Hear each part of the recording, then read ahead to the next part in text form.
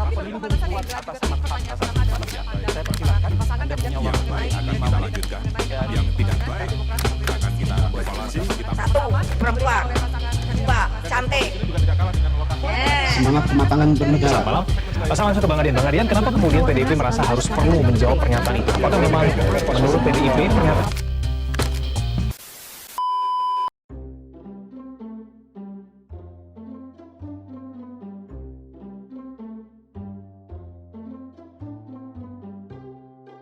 Spanduk itu diduga wujud kekecewaan masyarakat atas penanganan hukum tragedi Kanjuruhan. Apa sih ini orang pada ngomongin golput dah barusan? Apa sih, Pep? Ini orang pada ngomongin golput. Emang golput apaan sih? Oh, golput. Golput itu singkatan dari golongan putih, Pep. Hah? Maksudnya? Itu istilah politik, Pep. Jadi ketika seseorang itu punya hak pilih, tapi dia nggak mau memilih calon pasangan pemimpin, atau dia cuma datang ke TPS itu, tapi dia nggak milih itu, dan sampai proses pemilihan suara itu sudah berakhir, dia tetap nggak milih, itu disebut golput. Itu Terus golput tuh ada jenisnya nggak ya?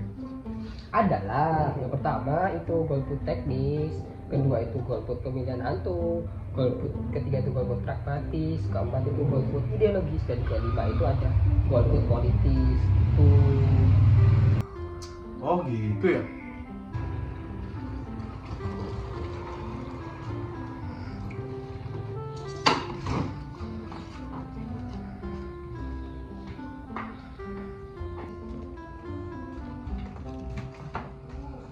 Lagi pada ngomongin apa sih? Ini Per, pada ngomongin golput. Oh, golput. Iya. Ngapain sih orang pada golput? Nah, jadi itu sebenarnya banyak, Pip. Alasan itu ada para pemimpin waktu mereka kampanye tuh banyak ngasih program-program, misalnya tuh nanti mau kayak gini, kayak gini, kayak gini. Nah, tapi pada kenyataannya pas mereka udah maju jadi pemimpin atau udah terpilih, itu tuh tidak ada atau implementasinya kurang gitu dengan yang dikampanyekan. Nah, selain itu juga alasan kenapa orang-orang itu bisa golput, yang pertama itu ada ketidakpercayaan dengan kandidat.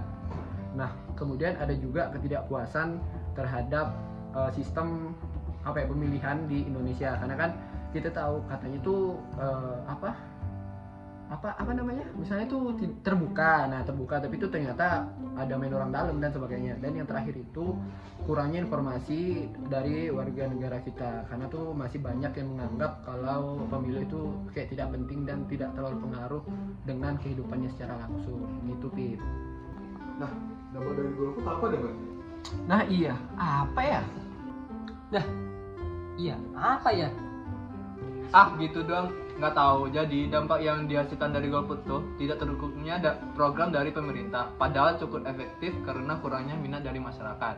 Karena itulah sebelum kita benar-benar melakukan golput, kita perlu berpikir sejenak tentang efek jangka panjang yang akan terlahir dari golput itu sendiri. Perlu kita ingat bahwa efek dari golput itu tidak hanya sebentar saja, namun bisa sampai bertahun-tahun lamanya. Jadi jangan heran bila negara tidak memiliki kemajuan yang pesat nantinya. Oh, jadi kesimpulannya tuh penting bagi setiap warga untuk memahami bahwa hak suaranya itu digunakan dengan baik dan bijaksana ya.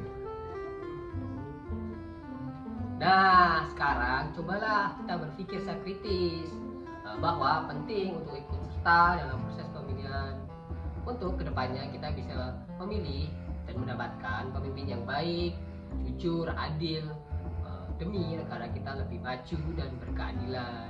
Jadi pada pemilu tahun 2024, Jangan golput ya.